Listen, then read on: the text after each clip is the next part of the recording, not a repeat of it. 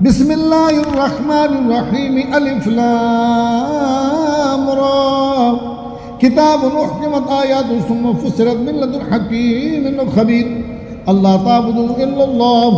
إنني لكم منه نذير وبشير ونستغفر ربكم ثم توبوا إليه يؤتكم متاعا حسنا إلى أجل مسمى ويؤتي كل ذي فضل فضله وإن تولوا فإني أخاف عليكم عذاب يوم كبير إلى الله مرجعكم وهو على كل شيء قدير ألا إنهم يسرون صدورهم ليستخفوا منه ألا حين يستغشون ثيابهم يعلم ما يسرون وما يعلنون إنه عليم بذات الصدور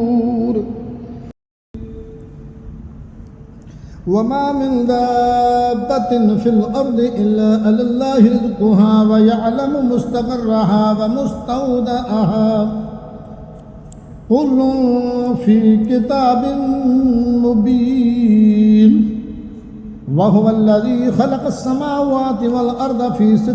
أيام وكان عرشه على الماء ليبلوكم أيكم أحسن عملا ولئن قلت إنكم مبعوثون من بعد الموت ليقولن الذين كفروا إن هذا إلا سحر مبين ولئن أخرنا عنهم العذاب إلى أمة معدودة ليقولن ما يحبسه على يوم يأتيهم ليس مصروفا عنهم وحاق بهم ما كانوا به يستهزئون ولئن أذقنا الإنسان منا رحمة ثم نزعناها منه إنه ليئوس كفور ولئن أذقناه نعماء بعد ضراء مسته ليقولن ذهب السيئات عني إنه لفرح فخور إلا الذين صبروا وعملوا الصالحات أولئك لهم مغفرة وأجر كبير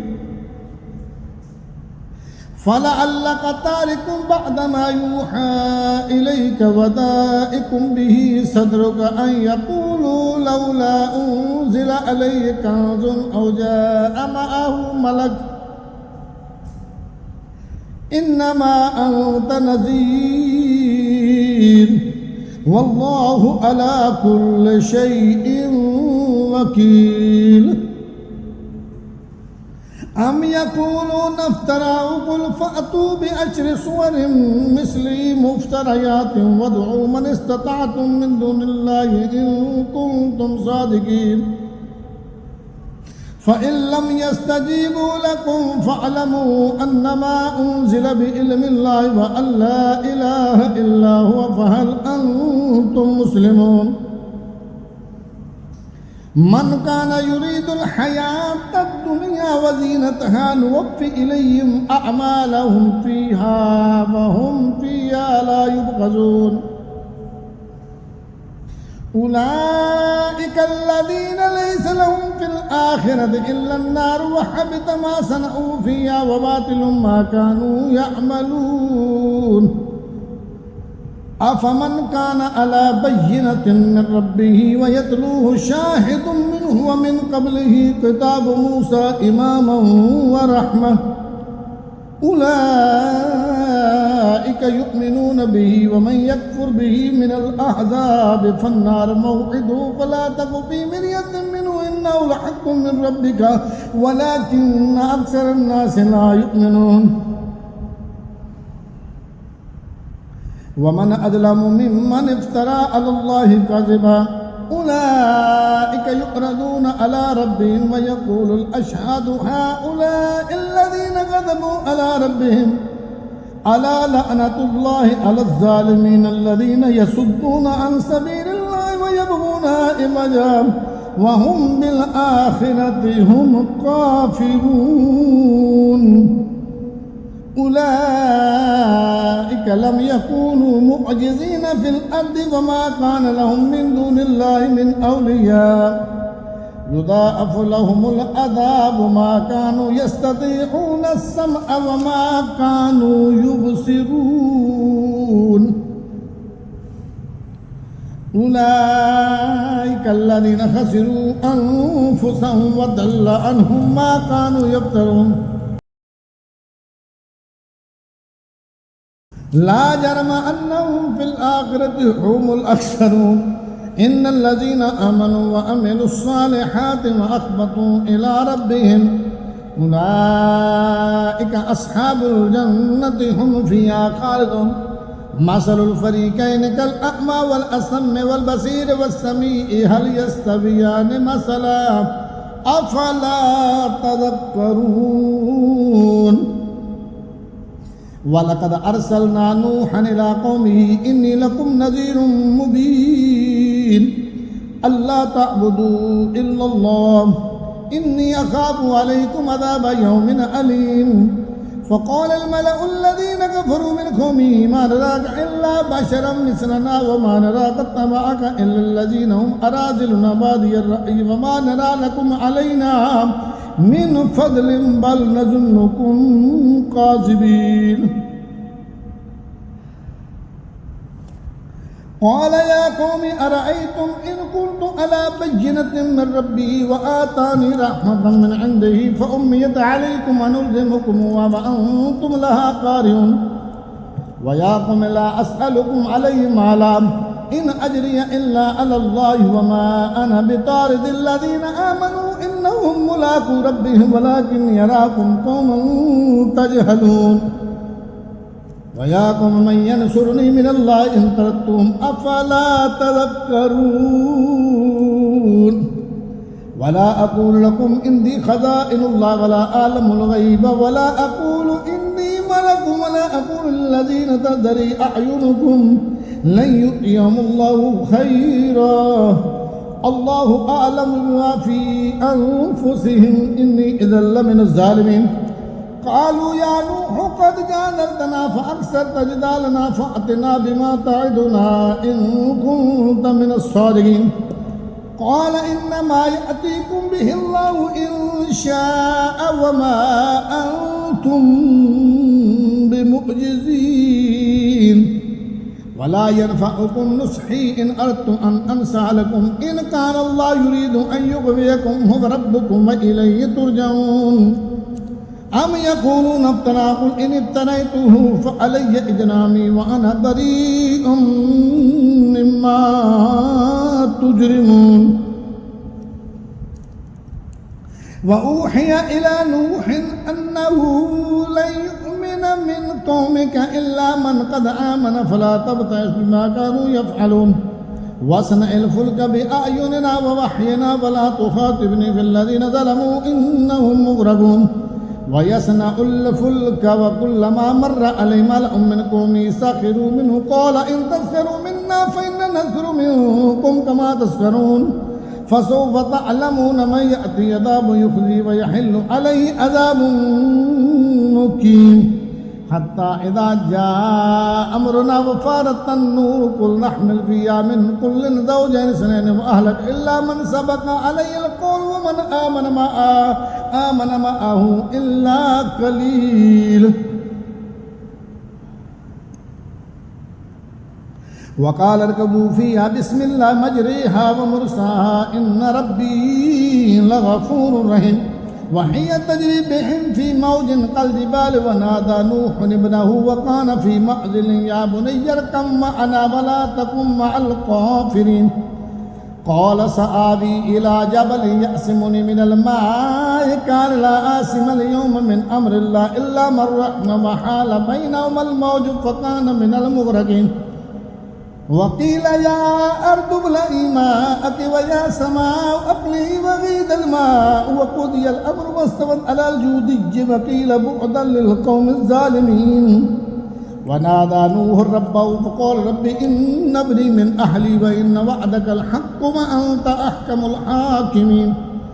قال يا نوح إنه ليس من أهلك إنه عمل غير صالح فلا تسألني ما ليس لك به علم إني أعظك أن تكون من الجاهلين قال رب إني أعوذ بك أن أسألك ما ليس لي به علم وإلا تغفر لي وترحمني أكن من الخاسرين قيل يا نوح اهبط بسلام منا وبركات عليك وعلى مما معك وأمم سنمطئهم ثم يمسهم منا عذاب أليم تلك من أنباء الغيب نوحيها إليك ما كنت تعلم وأنت ولا قومك من قبل هذا فاصبر إن العاقبة للمتقين وإلى عاد أخاهم هودا قال يا قوم اعبدوا الله ما لكم من إله غيره إن أنتم إلا مفرطون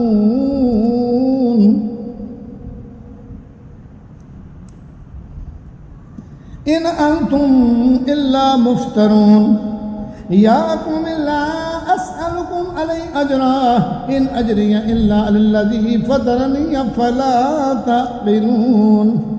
ويا قوم استغفروا ربكم ثم توبوا إليه يرسل السماء عليكم مدرارا ويزدكم قوة إلى قوتكم ولا تتولوا مجرمين قالوا يا هود ما جئتنا ببينة وما نحن بتاركي آلهتنا عن قولك وما نحن لك بمؤمنين إن نقول إن لأتناك بعض آلهتنا بسوء قال إني أشهد الله واشهدوا أني بريء مما تشركون من دونه فكيدوني جميعا ثم لا تنزلون إني توكلت على الله ربي وربكم ما من دابة إلا هو آخذ بناصيتها إن ربي على صراط مستقيم فإن تولوا فقد أبلغتكم ما أرسلت به إليكم ليستخلف ربي قوما غيركم ولا تضرونه شيئا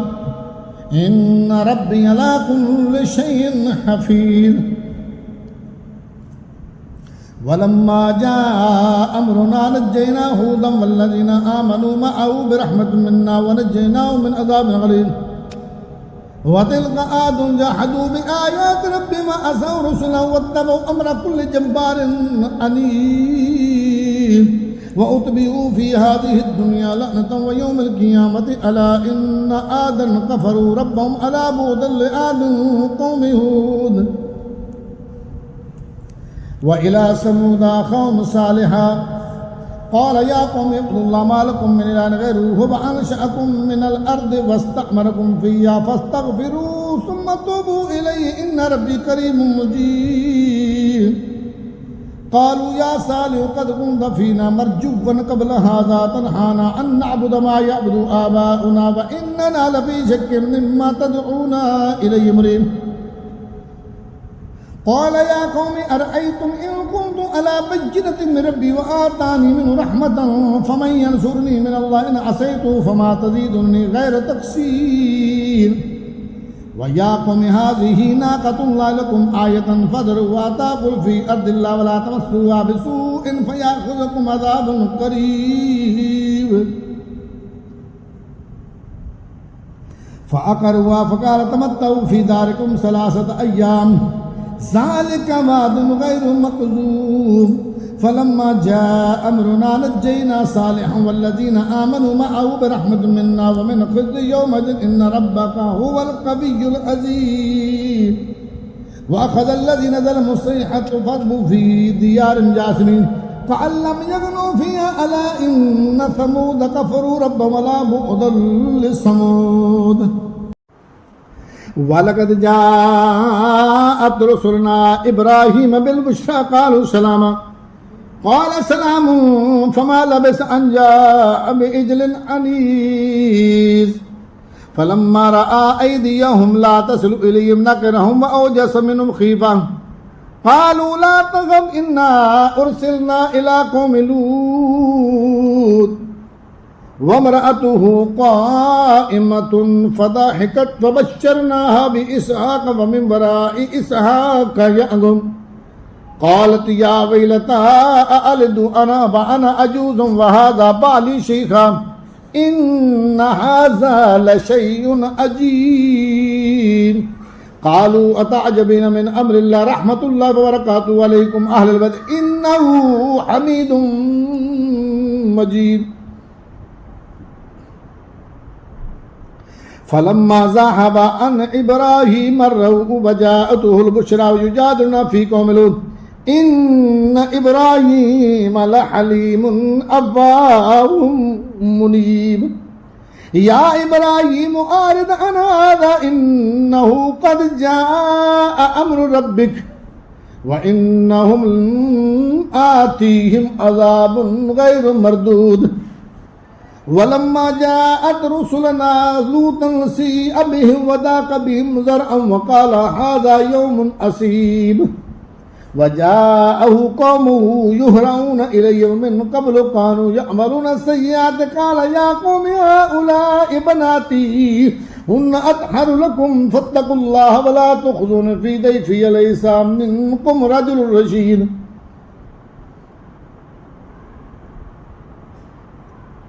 قالوا لقد علمت ما لنا في بناتك من حق وإنك لتعلم ما نريد قال لو أن لي بكم قوة أو آوي إلى ركن شديد قالوا يا لوط إن رسل ربك لن يصلوا إليك فأسر بأهلك بقطع من الليل ولا يلتفت منكم أحد إلا امرأتك إنه مصيبها ما أصابهم إن موعدهم الصبح أليس الصبح بقريب فلما جاء أمرنا جعلنا آليها سافلا وأمطرنا عليها حجارة من سجيل مندود مسومة عند ربك وما هي من الظالمين ببعيد وإلى مدين أخاهم شعيبا قال يا قوم اعبدوا الله ما لكم من إله غيره ولا تنقصوا المكيال والميزان إني أراكم بخير وإني أخاف عليكم عذاب يوم محيط ويا قوم أوفوا المكيال والميزان بالقسط ولا تبخسوا الناس أشياءهم ولا تعثوا في الأرض مفسدين بقية الله خير لكم إن كنتم مؤمنين وما أنا عليكم بحفيظ قالوا يا شعيب الصلاة تأمرك أن نترك ما يعبد آباؤنا أو أن نفعل في أموالنا ما نشاء إنك لأنت الحليم الرجيم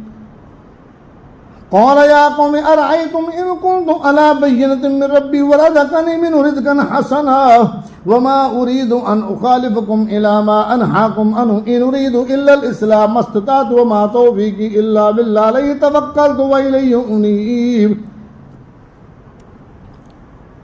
ويا قوم لا يجرمنكم شقاقي أن يصيبكم مثل ما أصاب قوم نوح أو قوم هود أو قوم صالح وما قوم لوط منكم ببعيد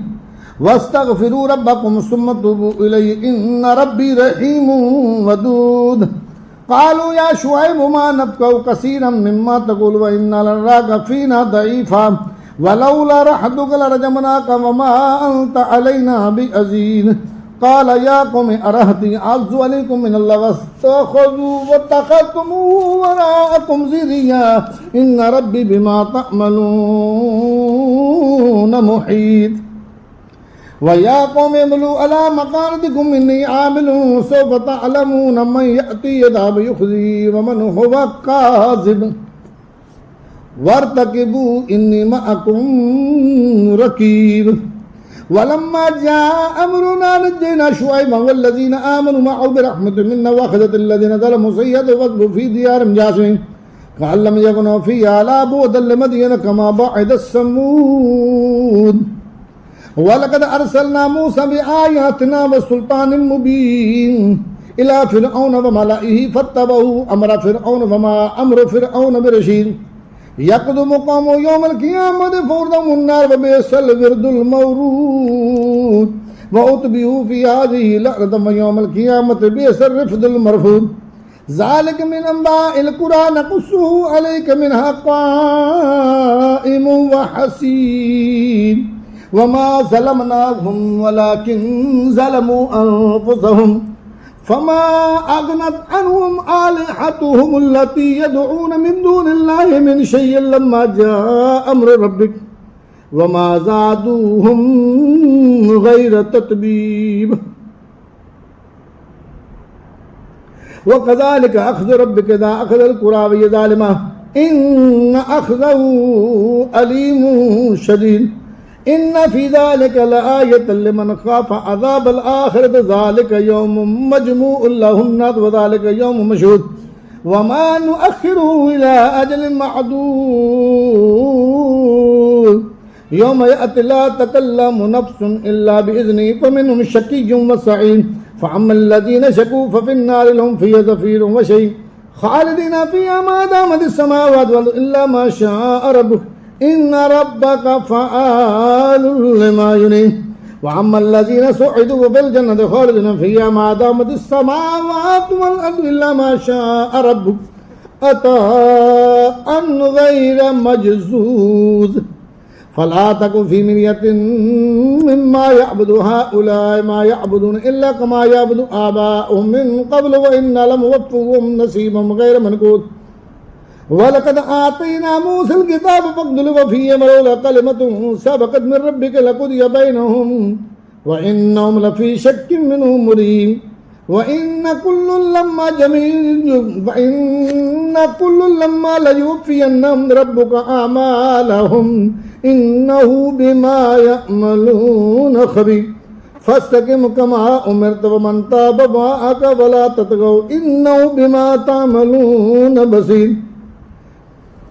ولا تركنوا إلى الذين ظلموا فتمسكهم النار وما لكم من دون الله من أولياء ثم لا تنصرون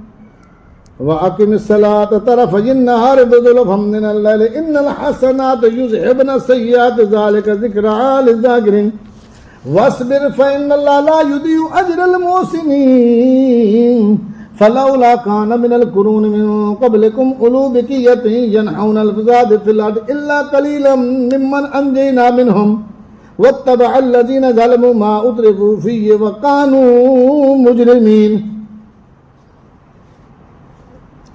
وما كان ربك ليهلك القرى بظلم وأهلها مصلحون ولو شاء ربك لجعل الناس أمة واحدة ولا يزالون مختلفين إلا من رحم ربك ولذلك خلقهم وتمت كلمة ربك لأملأن جهنم من الجنة والناس أجمعين وكلا نقص عليك من أنباء الرسل ما نثبت به فؤادك وجاءك في هذا الحق وموعظة وذكرى للمؤمنين وقل للذين لا يؤمنون اعملوا على مكانتكم إنا عاملون وانتظروا إنا منتظرون ولله غيب السماوات والأرض وإليه يرجع الأمر كله فاعبدوا وتوكل عليه وما ربك بغافل عما تعملون